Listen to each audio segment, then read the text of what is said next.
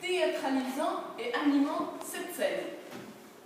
J'ai effectué mes premières observations dans les lieux de loisirs les plus familiarisés, comme les salles de fête, les plages, les jardins publics.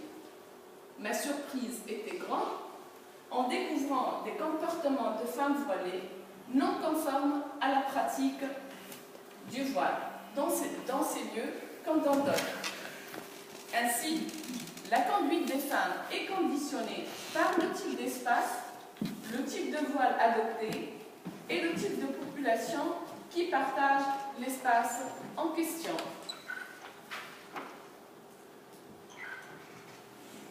Alors, la pratique du voile et le type d'accès des femmes à l'espace public. On est devant une gestion du corps public ou en public. Cette gestion se compose de deux volets. Le paraître, représenté par la tenue, et le visage. Et la gestuelle, qui détermine les mouvements du corps et le type de regard adopté. Alors, ce qu'on remarque, c'est que, et à travers mes observations et mes enquêtes, ce qu'on est devant une diversité de gestion du corps en public. Le voile, parfois c'est un objet qui permet d'accéder à l'espace public. Il se transforme en lui-même en espace, ou c'est un habit qui s'adapte, ou c'est une tenue qui s'adapte, excusez-moi, selon l'espace, selon le type d'espace. Ainsi, les perceptions des espaces de loisirs se traduisent en termes de halal et de haram, ça veut dire licite et illicite, du permis et du non permis, du conditionné et du non conditionné. Et je tiens à relativiser ces perceptions racontées ou présentées par les femmes qui portaient le voile, car les conduites des femmes voilées dépendent aussi de l'emprise du contrôle et de la pression de l'entourage.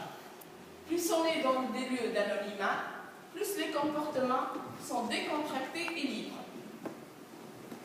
Alors, pour conclure, porter le voile constitue une manière de donner sens au corps objet, présenté comme une spécificité propre à la culture islamique. Dans cette perspective, le voile donne sens à la vie et à la mort, détermine le rapport à autrui et imprègne parfois les pratiques, les actes les plus ordinaires. Ces significations se contredisent entre la volonté de donner une image positive de l'islam et de la femme et le rejet de l'autre, différent, proche ou lointain, ainsi que la recherche du conformisme sociétal. En outre, la façon de l'adopter révèle l'importance accordée au corps sujet et met en valeur les enjeux d'intersubjectivité. Par ailleurs, les différents types de voiles instaurent de nouveaux stéréotypes et des perceptions et des pratiques qui viennent perturber les habitudes sociales et culturelles. Alors, l'émancipation des femmes semble inconcevable sans une émancipation masculine, démontant et déconstruisant les normes traditionnelles de la masculinité et de la féminité, le rapport de force, voire le rapport de pouvoir entre les hommes et les femmes. Le voilement des jeunes enfants constitue un vrai danger qui commence à s'installer dans les habitudes des Tunisiens les plus conservateurs, ce qui met en question la volonté de respecter même les droits des enfants. Alors, mon travail visait la compréhension des mécanismes par lesquels les femmes voilées intériorisent et négocient la norme du port du voile dit religieux et la gestion de leur corps en public. Le port du voile de nos jours peut se lire comme une phase provisoire ou permanente dans la vie d'une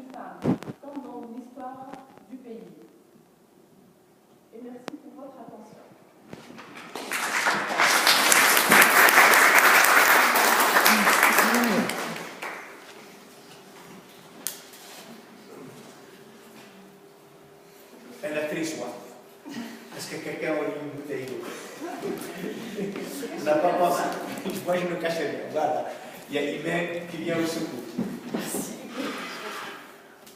Alors, Khawla a essayé de nous présenter comment elle a abordé cette question du corps du voile.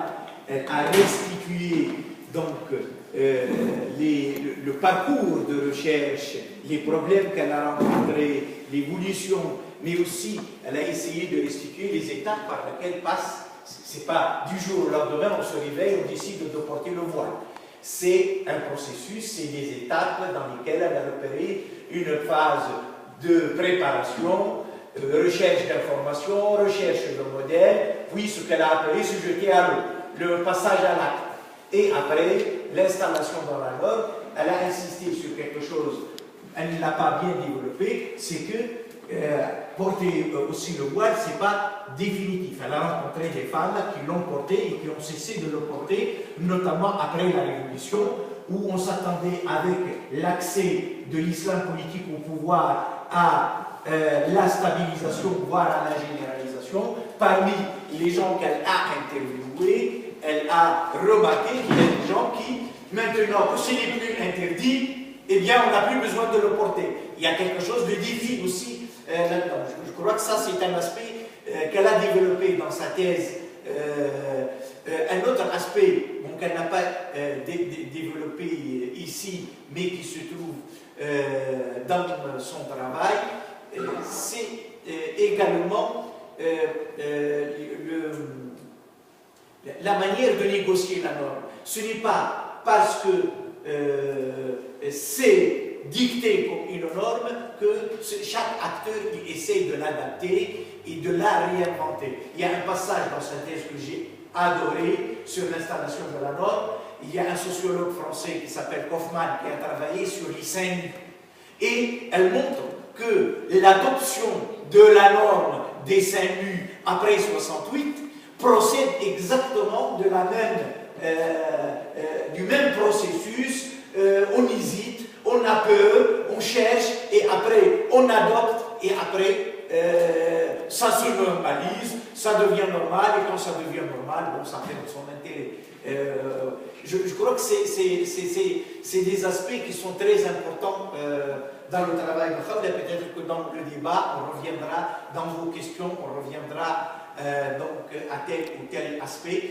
Ce qui est très bien dans son travail, c'est qu'il n'y a aucun jugement de valeur. Elle ne dit pas ça c'est meilleur que l'autre. Elle les prend comme des actes à travers lesquels chacun il donne du sens à sa démarche, à son corps, à sa relation à autrui. Je crois que c'est ça qui est le point fort dans le travail de Khawla, qui perturbe aussi bien ceux qui prônent le port du voile que ceux qui sont contre le port du voile. Khawla a eu des problèmes, elle travaille dans un centre de documentation sur les femmes, d'information sur les femmes, d'études sur les femmes, et l'habitude c'est soit on condamne, soit on épouse, soit on est contre.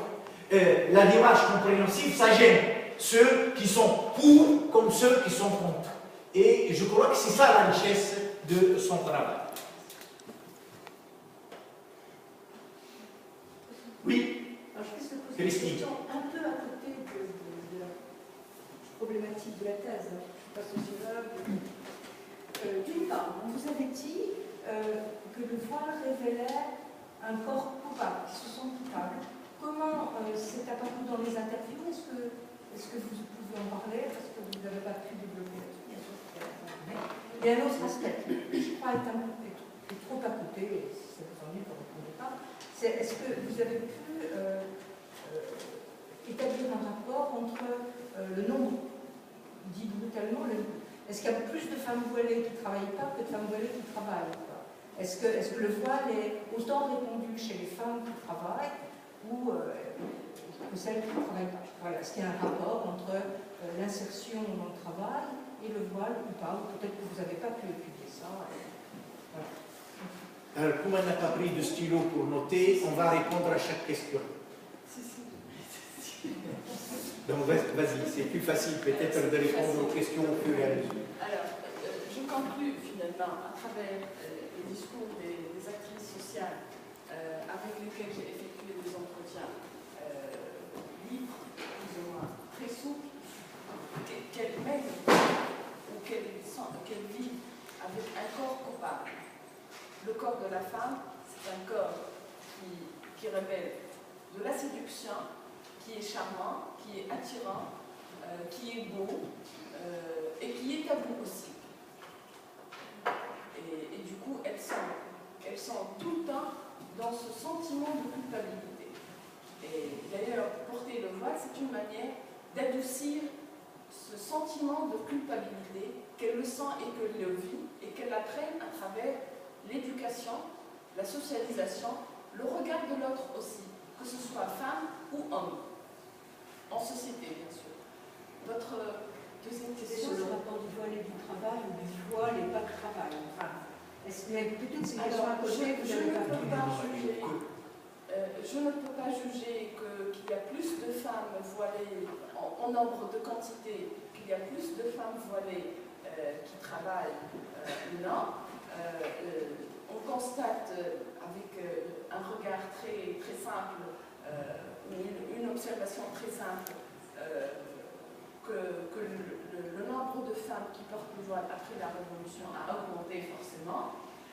Mais sinon, malgré son interdiction, il y avait des femmes qui étaient voilées et lors de son interdiction, lors de l'oppression politique par rapport à cet habit dit confessionnel. Voilà, il y avait des étudiantes qui portaient le voile, il y avait des femmes actives aussi, mais ça n'a pas touché aux professions plus ou moins prestigieuses, les avocats par exemple, les juges, les journalistes, les agents de police, etc. Mais qu'après le 14 janvier 2011. Et dans les usines oui, ça, de confection qui dépendent des marques occidentales, alors, moi, un truc de travail. J'ajouterai quelque chose qui est de la thèse de Khawla. Elle dit que le voile était un passeport pour accéder à l'espace public, que ce soit de travail et surtout de loisirs. Les espaces que les femmes non voilées sont mal jugées parce qu'elles fréquentent non voilées, à partir du moment où elles portent le voile, c'est admis, puisque on sait qu'elle est pieuse, elle est vertueuse, donc c'est un passeport. Et donc, ça c'est un aspect que qui a retenu mon attention dans son travail. Porter le voile, ce n'est pas un enfermement pour elle, au contraire, c'est une volonté d'accéder à des espaces qui leur étaient interdits, et pour y accéder, elle porte le voile pour avoir cette possibilité d'accéder. Y compris dans les espaces de loisirs, par exemple, aller dans un bar, des femmes voilées qui vont dans un bar, elle peut aller dans un bar, elle a des photos dans sa thèse, où elle a accompagné des femmes pour aller les interviewer, à côté des gens qui boivent leur bière, sirotent leur bière, prennent leur alcool. Elle est voilée avec son voile, elle n'est pas regardée de la même façon que la femme non voilée qui fréquente le bar. Et ça, je trouve que c'est très important. Il y a un autre aspect que tu aurais pu développer. Tu as j'ajoute quelque chose par rapport à ça. C'est bon, j'ai travaillé seulement sur les espaces publics de loisirs et j'ai pas travaillé sur l'espace éducatif ni professionnel, parce que pour la simple raison, parce que l'accès à l'espace de loisirs, il est choisi par la femme. On n'est plus dans les formes, on n'est plus dans les contraintes, etc. On est dans le choix libre d'accès. Et je pense que les femmes voilées, ou celles qui portent le voile, elles ont plus de chances que les autres d'accéder à plusieurs espaces de loisirs, y compris les espaces considérés comme masculinisés, ou des espaces masculinisés. Et puisqu'elles portent le voile, ça veut dire qu'elles respectent les normes sociales